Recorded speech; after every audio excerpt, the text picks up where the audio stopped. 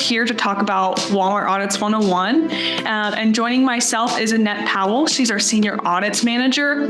And if you have questions about audits, guys, this is the person to ask. Annette has so much knowledge. She's worked, correct me if I'm wrong, Annette, but you've worked on the retailer side, you've worked on the supplier side, and you've just always been visited by audits because you are a wealth of knowledge. So we're glad that we have you here at SupplyPike to help our customers with managing their audits. Post-audits are audits that are backdated. It can be backdated up to 2 years, sometimes 2.5 years from the time that the event actually happened. They will be coming off invoice and are not disputed in any system. It's disputed straight with the auditing firm. Different types of deductions that you may see is accounts payable deductions, which those are coming strictly off an invoice. You can dispute those in ADPD. Those are very common and we help resolve those. We have accounts receivable deductions, which typically are fines that are to the supplier that happen in high radius, which therefore are disputed also in high radius. Disputing audits is fairly difficult. Why we can't pull exact hard numbers from all of our suppliers on audits that are taken in Retail Link. We've done some extensive research that shows that suppliers get an average of 8 audits per year, up to with an average cost of about $33,000 and can go up into 7 digits. Nothing's off the table with post audits. They can range from a PO or a series of POs that fall into, different scenarios that have never been deducted previously. They come back 2 years later and they recoup those fees in a post audit. AP claims can be filed, disputed, and approved, but then again filed in a post audit if the auditor deems that those deductions should have been taken. How do you know if you have a post audit? The auditors are going to send you a email to the supplier contact. And in that email, you're going to receive a package of information. You're typically going to have a PDF file and an Excel file that will go through the details that the auditor has at hand at that point. The audit package will outline what type of claim it's for and the amount. It'll usually list a list of POs on the claim or match them to anything that's similar on there and go through them. How you distinguish a post audit from a regular deduction. Post audits are deducted on the check using the store 9000. Post audits are also always 9 digits long on your claim, on your check remit. And then the first digit of the claim corresponds with the auditing firm. The second and the third digit corresponds with the year that the audit is for. And the last 6 digits is the actual claim number that goes with that audit. The timeline for post audits, Walmart has some intervals where suppliers can expect to receive post audits. Post audits can be backdated up to 2 calendar years from when the claim is posted. This means that a post posted in January of 2023 could be brought back in a post audit up to January of 2025. A claim posted in March of 21, they would have until December of 23 to file a claim against that. So it's basically calendar years, not actual physical 24 months. These factors are difficult to respond to and effective to dispute post-audit claims. Auditors 101. So who is the auditor? Walmart has a tight relationship with Apex, who performs right now as represents their internal auditing firm. They that will rotate every so many years. They also have several external auditing firms. Those external auditing firms are outsourced auditing firms and could be signed to different audit types. Really, there's not a rhyme or reason as to which auditing firm handles exactly what type of audits. It can rotate and vary just a little bit. Apex, Conley, PRGX, and Auditex are some of the auditing firms that have represented Walmart. These auditing firms are commission based, so they get a percentage of everything that they can extract from their Walmart suppliers. So we're going to break down the claims for you. When you get your claim package, you're going to see that there's a claim code and type, an explanation, any sort of supporting information or materials that the auditor has at that point, and contact information for the auditor will be included in that packet. This is a sample of what a post-audit will look like. Basically, the intro page of the audit will go through a lot of detail here. At the top of the claim will be the supplier information. It'll have the date, what the supplier name is, the claim number, and the supplier number. And then this claim code type will just determine what type of audit this is for. This one is for a 94, so that's excessive defectives. The area of responsibility, an internal auditing group will notate what claim type falls under their source of expertise. Different auditors handle those a little bit differently. The claim explanation will give you a explanation of what the claim is for and what they're recovering for. And then in the amount column, it'll go over the amount of the audit that they say should have been taken but not taken. And that's where that will be at. And then at the bottom, it'll have the auditor's information and date that the audit was reviewed by the auditor and what audit team actually did the research. So the second page of the audit will have just a summary of basically what was on page 1, but it'll include a little bit more information here. It will have in the notes the actual exact time frame that the audit is for. So this one is for 2021 Q4 year to date, which Q4 is usually a summary of the whole year to kind of true up the audits for the entire year. And then back at the bottom of the claim, you will also have more audit information about the auditor with an email address for that auditing firm. Here is a breakout of when you get your file, you're going to have a detailed spreadsheet. These are kind of some of the fields on some of the audits that we have seen that will give you, the information that the auditor pulled for you and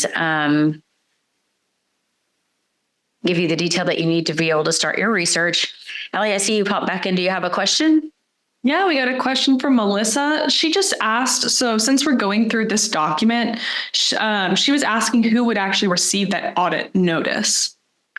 Typically, I'm not 100% sure the rhyme or reason to how they do it, but they go into Retail Link and typically they find somebody in your accounting department or your sales department. Suppliers that I worked for in the past, the sales team got the audits as well as the accounts payable person that it shows in Retail Link of who's doing the research. So that's typically who gets it. Once an audit's received, if the wrong person is getting the information, you can always email that auditing firm and say, hey, can you start forwarding audits to, and give them the correct email addresses to forward them to. Awesome. Thank you, Annette. And then just a follow-up question for my curiosity. Is there any way to change that maybe in the supplier agreement or just have that, we know time is of the essence with these post audits. So is there something they can do ahead of time just to make sure it goes to the right person? Not in the supplier agreement, there is not. There might be a way to go just email the auditing firms specifically and say, hey, these are the people that need to be, receiving any audits that we may potentially get in the future. That would be my guess. Okay, perfect. Thank you, Annette. Uh-huh. Okay, so now we're going to talk about the types of post.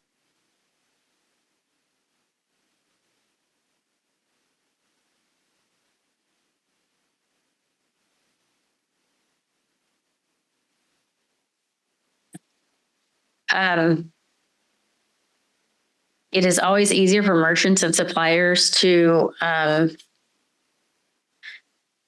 handle agreements as close to the transaction time as possible before the issue is being reviewed by post-payment audit. By the time that the PPA is reviewing the situation, it's very possible that the buyer or the supplier contact has changed. So therefore, creating a little bit more of an issue to get the correct information and the emails that might be in correspondence with that. So properly addressing agreements from the beginning is beneficial on their part. Different types of post audits that we see are for pricing, allowances. Excessive defectives seems to be a really popular one right now. We see on those excessive defectives, we see freight and handling charges on these returns, trucks ordered not used, failure to combine loads properly, and retail merchandise recovery. Pricing post audits are typically occur when there is a discrepancy between Walmart and what they're expected to pay and what the supplier actually invoiced. And what they paid the supplier. The item price is protected, but not all units are captured when it was calculated. So let's say you're doing a rollback or something and you charge them full price on the invoice and they're going to come back and recover the difference.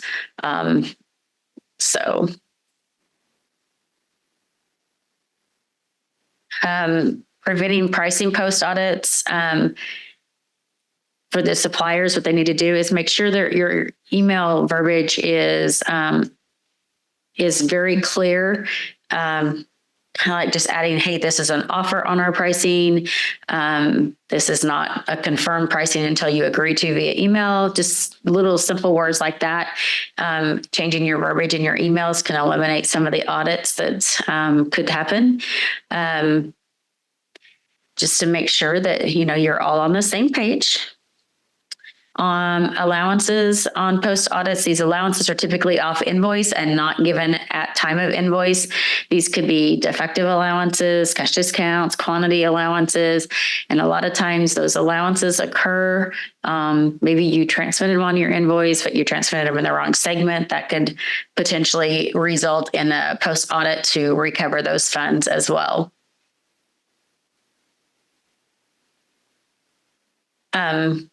Preventing allowance post audits, checking the allowances in the vendor agreement to make sure that they are applied to each PO.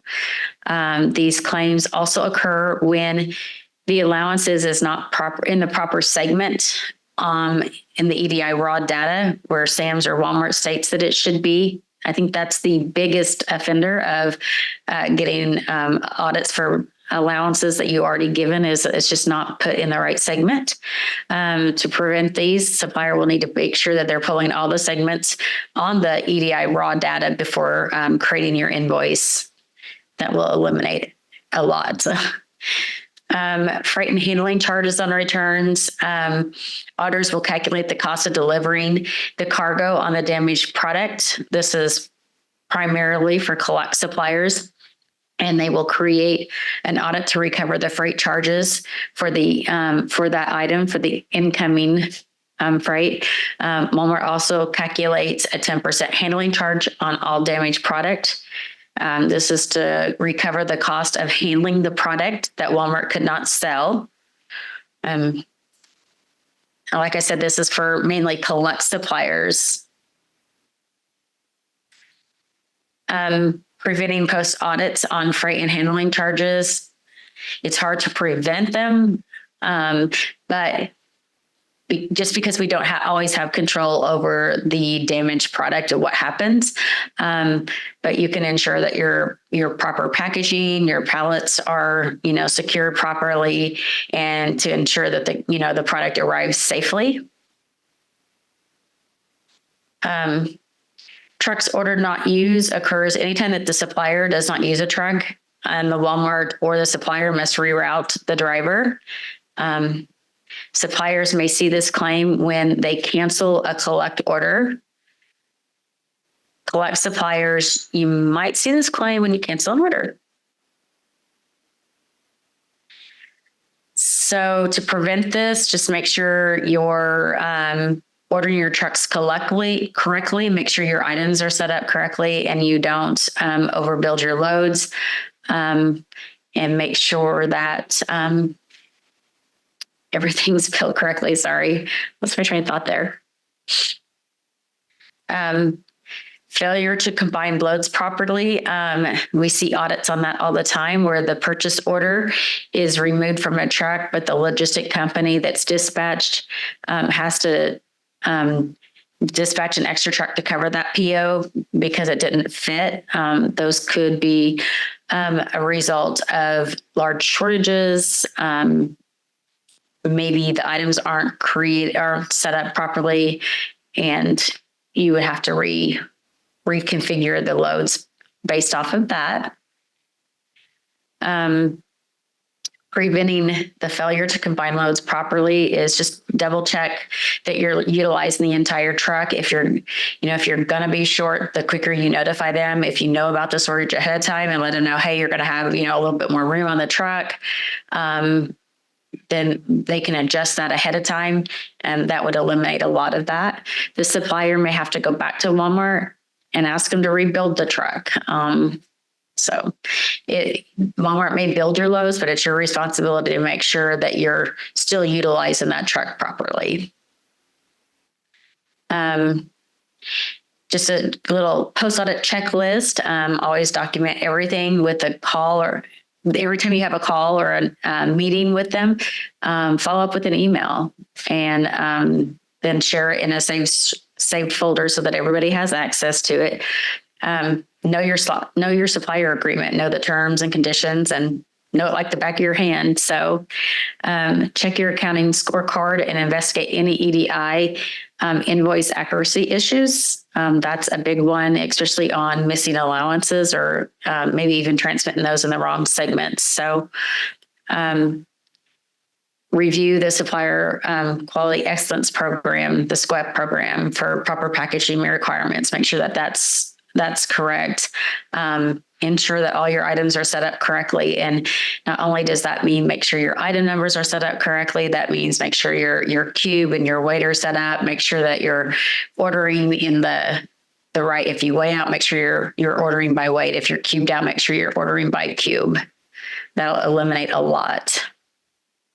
How to dispute post audits. This is always the fun one.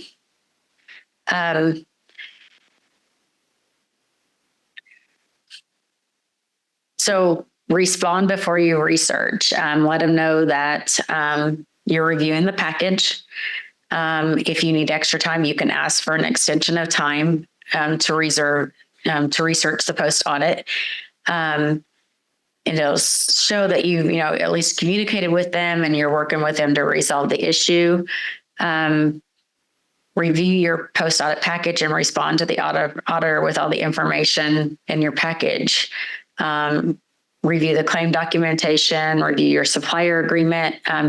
Depending on the claim type, you may need to go into retailing and pull some information to add to your supporting documentation on this. What is a supplier agreement? It's the legal document that is between you and Walmart. It applies to any supplier that sells product to Walmart for resale and any agents used by suppliers. Where can I find my supplier agreement? It is in retail link. You can access your OSAs by clicking your profile in the right upper corner of your screen, and then click sign an agreement under whichever business unit you want to see. Finally, you can view and edit through your browser or download it into a PDF form. Post-audit workflow, understand the type of claims that you're facing and what options are based on the bucket list that they fall into. It's the supplier's responsibility to research these post-audits in a timely manner and to dispute if needed. Correspondence-based. There's like so many different reasons that they would do a post audit, and there's some miscellaneous as well. Supplier-based agreement, it doesn't violate your vendor agreement. If the audit is between $500 and $100,000, then these will be auto deducted from your check. The auditor will send you an email and say, hey, here's your audit. You can research it. They'll say they give you 5 days, but they set it up for auto payment anyway. If it's over $100,000, the auditor will send you an email with the contact information, say that you have 15 days to respond until the auditor escalates it for deduction. Not responding will mean that the auditor will indeed send that audit for deduction, or sometimes they actually send it to the buyer for review for deduction for approval. A supplier agreement post audit. Walmart, if it's in the supplier agreement, they're going to auto deduct those claims. Auditor will again send you an email packet to the contacts. Supplier doesn't have a history of claims. Auditor emails the supplier contact, the claim package, has 15 days to respond. And then by not responding, the auditor will escalate that for deduction.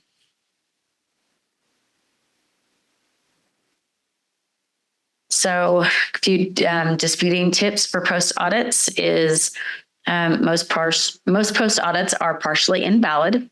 So you want to dig into all the claims listed and see if you're able to win anything back, which we hope you can. So if they're valid claims, you can write them off, review the documentation as proof, communicate the learning with the other teams, and then apply learnings to avoid future audits.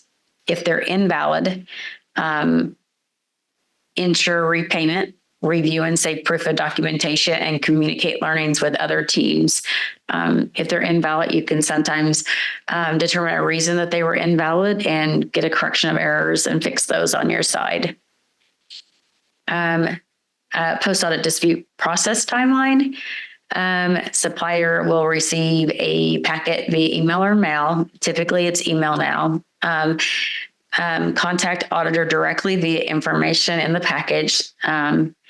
Supplier and auditor work together to create a solution.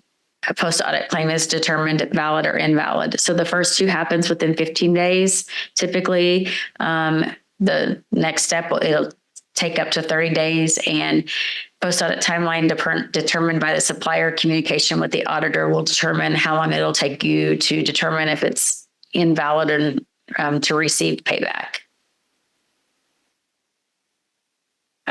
Some disputing tips. Make sure your OSA has the correct address and contact information.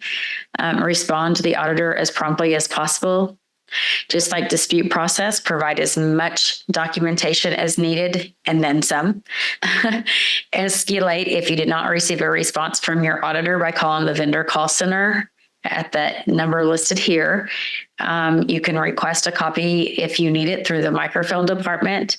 And suppliers can loop in their buyers to influence the auditor, especially if it's a pricing related audit. and you and your buyer didn't agree to that, you may have to loop into the buyer and say, hey, you never agreed to this. The auditor's trying to do this. And the buyer will help you eliminate that from being deducted or help you get it repaid. Now we're ready for question and answers. All right. Yeah, I've got a couple questions here queued up, but if you have more questions, if you're in attendance, please put those in the Q&A or the chat. I'll go ahead and tee those up since we have a little bit of extra time.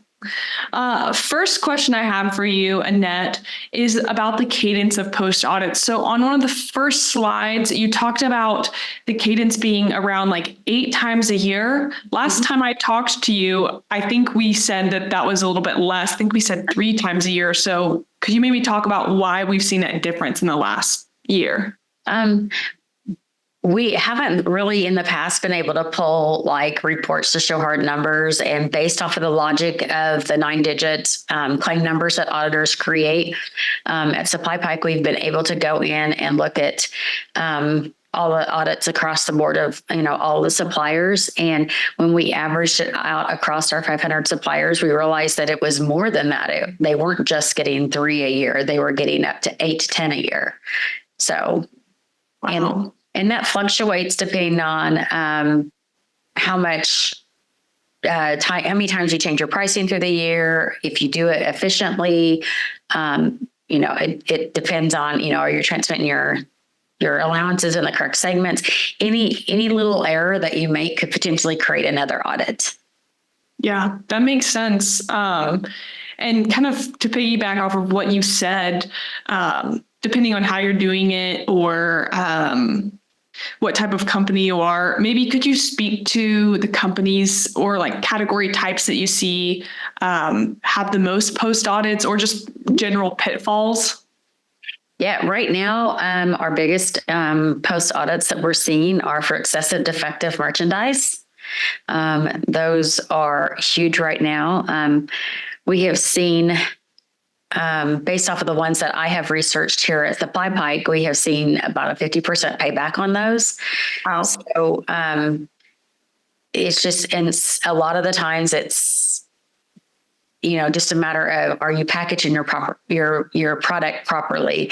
Are you wrapping your pallets secure enough to make sure that there's no shifting and shipping, and making sure that the loads are when you load your trucks, that they're loaded properly, and just little things like that. If it, that could affect that at all. Yeah, that makes sense. And that's helpful to know. I'm just kind of thinking too, let's say I'm brand new to post audits and it's getting put on my desk, or I've just never worked with them. What's like the 1 or 2 tips that you would suggest? I know we went through some of them, but I want to hear from your expertise. It all depends on the audit type that you have. Basically, you just got to start from scratch. You look at the time frame of the audit, and you go back and you say, okay, this audit's for pricing. Let's see what the communication happened, the full communication, because typically there's only a snippet of your email in with your audit package. And so you want to make sure that through the rest of that email communication that is on that audit, that there wasn't something that distinguished, hey, this is only an offer. This wasn't, it's not accepted until you reply. If you don't have that reply email saying that pricing was accepted, then, there's your information that you need to help dispute the audit. There's a lot of different avenues that you can, look at, but that is the first step, like on a pricing audit, where you got to go. And typically that's the salesperson within the company that handles that communication. So you may need to, get a meeting set with him and go over that. That makes sense. Mm-hmm. You're giving me all sorts of questions. I'm coming up with, I'm getting a couple more that I think would be interesting. You talked about emails, and we know that emails are really helpful, especially like you mentioned price discrepancies. What other documentation would be helpful for proving that a post audit is invalid? There's reports that can be pulled out of Retail Link. Sometimes, like on some of the audits, there's information that can be pulled out of Retail Link, but then you have to go back to your system and look. one of the things with excessive defectives that we found is some suppliers, if they're not given the allowances in the proper segment, then they may have given it, but the auditor, when they're pulling the information, they're not able to see all of the allowances that was truly given on those audits. So they have, when I research them, I'm able to say, oh, but wait, we give these allowances, they just weren't the right segment. So we can, prove that was done. And that could be done on, two different types of audits, the excessive defectives. And if they come back and say, oh, you didn't give us that allowance off. And so now you're going to take it again. So. Mm-hmm. So that is so interesting, and similar to kind of what you're saying about some of the reports you can pull in DSS. Annette, I was talking to you about our webinar that we had on Tuesday, which was all about Retail Links DSS going away and Illuminate. Are you pulling those reports mostly in DSS when you're looking at some of the post-audit things? There are some reports that I have been pulling in DSS, but we have used the new systems that have been put at hand to be able to pull out of other avenues. So we don't just have to rely on DSS. I've been kind of doing a test of that over the course of the last couple of months with the audits that I have researched. So there's definitely other avenues that we'll be able to utilize. It is a learning process with everything. So we're learning and growing together on this. But we've been able to successfully dispute some audits using the new information. That's kind of a sigh of relief, especially because I know a lot of suppliers are anxious about losing the information. Post audits, with the cadence that they're coming at suppliers and just the amount, it's good to know that, DSS going away isn't going to, wipe out a huge chunk of post audit. No, I think we're going to be good on that avenue. I think it's just learning the new tools and learning where to find the new information. But like I said, we've been digging into that, and we've been able to successfully dispute some audits with that information. So that is really good to hear. Another question that I got is about just SupplyPike. So I know we can get into this a little bit here now. Melissa asked, will SupplyPike be able to help us if needed with post audits? Yes, we can. Just reach out to us, and we'll be glad to talk to you about our program and dig into your audits with you and help you get them disputed and hopefully get recovered. Yes, agreed. These are our emails. You can reach out to us. Of course, we want to keep it educational, but Annette is a part of the powerhouse behind what the solution we're providing at SupplyPike. So you can email us here and we can get in contact with you. It looks like one more question. I'm going to kind of pare it down. This is from Chris, and then Annette, I'll just have you, I'll send this question over you to follow up because there's a good amount of information. Okay. But maybe could you talk a little bit about ordered cube versus weight versus routed cube? I think that's falling into like a freight charge or a handling charge. Could you maybe just talk about an example that you've seen and how you've been able to help win some of that back? There's kind of a two-step process to this. So when I get an audit for weight in cube, if it's cubed out and it's not filling the truck right, I just go back and make sure your items are set up properly. I know a lot of times the size of the package is maybe keyed in backwards, like the height is keyed in as the width and the width is the height. So that when building your pallets, and that does make a big difference. So we basically would have you go back through and work with you to make sure that your item setups are properly and work through that. If they're set up properly, we can send the information back over and say, hey, we went through our process. We know all of our information is correct. This audit's not valid. It was built exactly like it should have been. And we just provide that information to the supplier. That's really interesting, Annette, especially because this particular question came with a couple extra points of context. But Chris is mentioning how the auditor is not going to waive the entire claim, even though he agrees that parts of it are wrong. So I know you've helped suppliers to have these conversations with auditors or merchant teams. How do you, if the claim is a certain amount and the auditor agrees, but they won't waive it, even if like 40% is wrong? How do you mitigate that situation? It's unfortunate. So if the auditor isn't budging, the next person to bring in is your buyer. And unfortunately, that's where it's gonna take the buyer to get involved to say, hey, the supplier is doing what they're supposed to do. This is not valid. And the buyers don't want to hear that. But the way that audits are being handled right now, it's pushed the pressure over to the buyers a lot more to get involved in issues like this.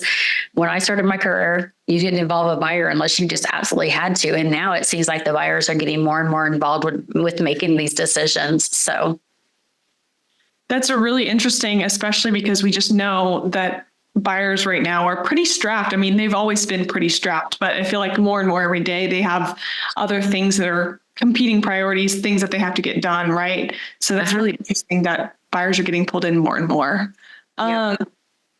I guess I'll ask one more question on this. I did want to point out, Annette, you mentioned, making sure your items are set up correctly. And I'm always going to plug helpful resources. We are doing a 3-part webinar series. I just sent the sign up link in the chat. We're doing this 3-part webinar series with One World Sync. So if you've ever set up an item, you've probably heard of One World Sync, and their chief product officer is actually going to be on 3 webinars talking through how to optimize, manage, and set up your products. So it's going to be really great content. I know it's different than your auditing, but it all kind of, the circle of life, the supplier life, it all kind of is interconnected. And if you set up an item wrong, it may come to haunt you in a deduction or a post audit. So that it will.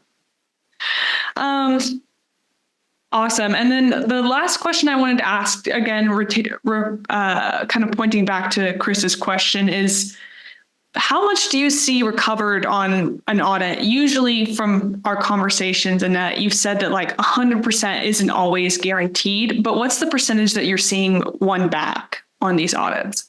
On the audits that we have researched here and recovered, we are at about a 50%, sometimes a little bit more, sometimes a little bit less across the board. So it seems to be a lot higher than suppliers. When we've did some of our research, we found that they were actually on their own, were in the single-digit recovery rates on those.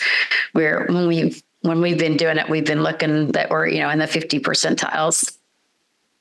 See, that's awesome. But at the same time, that's so frustrating because I know suppliers are swamped with other things, and then they have this post audit, they're working on it. And then, for all that work to be in the single digits of recovery is really frustrating. So, yeah. Annette, thank you for walking us through all of this content. This has been super helpful. I've really learned some things. Every time I get on a webinar or have a conversation with you, I learn something about post audits. I did want to just give you a chance to talk about the audit service. We alluded to it a little bit earlier, but tell us a little bit about what you do and how you help suppliers with their post audits. Mm-hmm. So what I do is I take your audit and I just kind of reverse research it for you. I do all the research for you.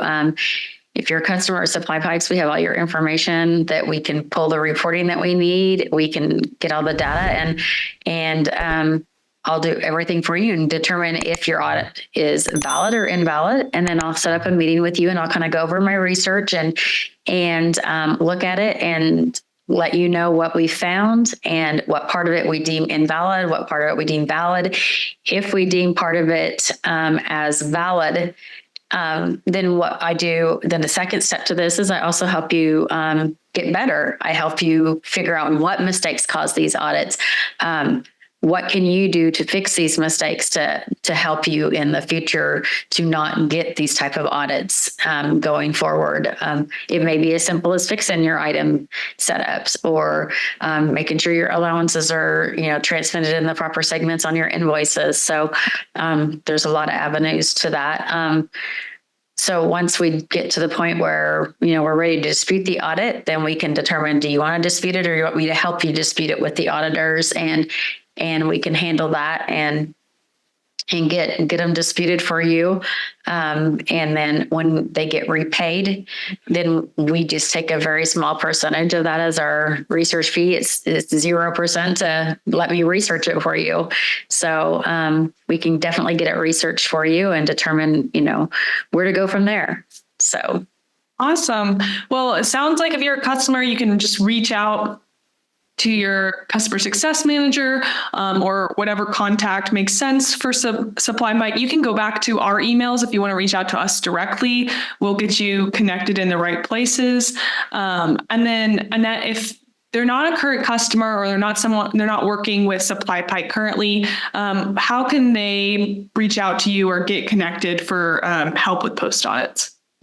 They can send me an email. And then we'll set you up with the right customer service manager and reach out to you and go over the options that we have to be able to help you get them resolved.